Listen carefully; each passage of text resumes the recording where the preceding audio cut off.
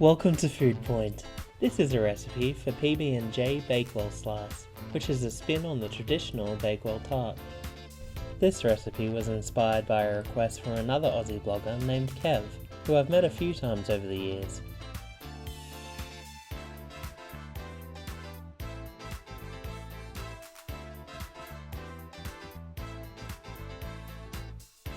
Kev's request was perhaps a bit too broad. He requested something with peanut butter. I didn't know if he'd prefer something sweet or something savoury, but luckily I got a hint from one of his videos.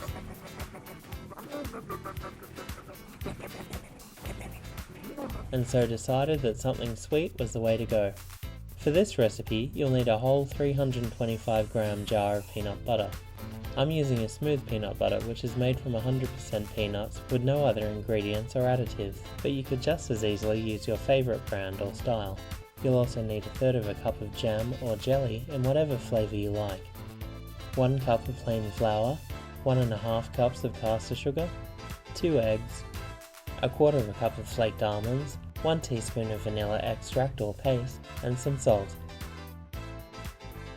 To make the peanut butter shortbread base, I find it easier to measure everything on a set of scales.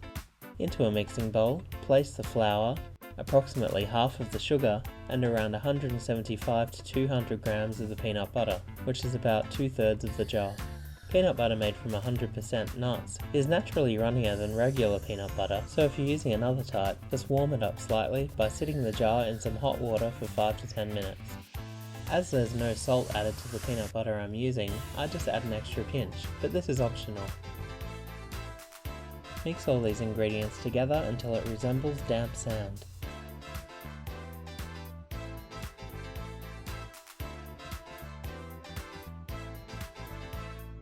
Pour the base into a brownie tin lined with some baking paper, and press down and into the edges until you're left with an even layer.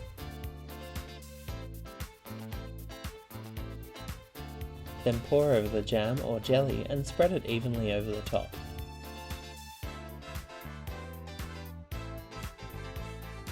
Finally, you need a topping, which is usually made from frangipane, a mixture of sugar, eggs and almond meal. But because this isn't a normal Bakewell tart, we'll be using more peanut butter instead of almonds, so pour the remainder of the jar into a bowl, along with the eggs, remaining sugar and vanilla. Use an electric mixer to whip until pale and light.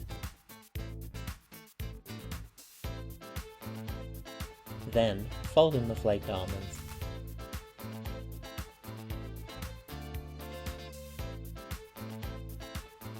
Pour this over the top of the jam and base and ensure that it spreads into the corners of the pan. Bake in a preheated 180-degree oven for 20 to 25 minutes or until the topping is set and begins to brown.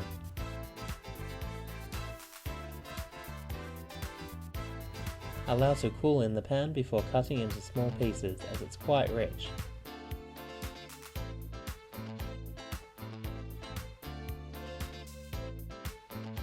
So the next time someone asks for something with peanut butter in it, you'll know that you can make them this. To check out Kev's YouTube channel, please click the box on the left, or for some more simple baking recipes, please click the boxes on the right. And if you like what you see, subscribe and stay tuned for more. Please also check out my blog at www.foodpointhq.blogspot.com for more in-depth recipe instructions. If you have a recipe request, please send me an email or message and it may be featured in a future episode. Until next time, happy eating!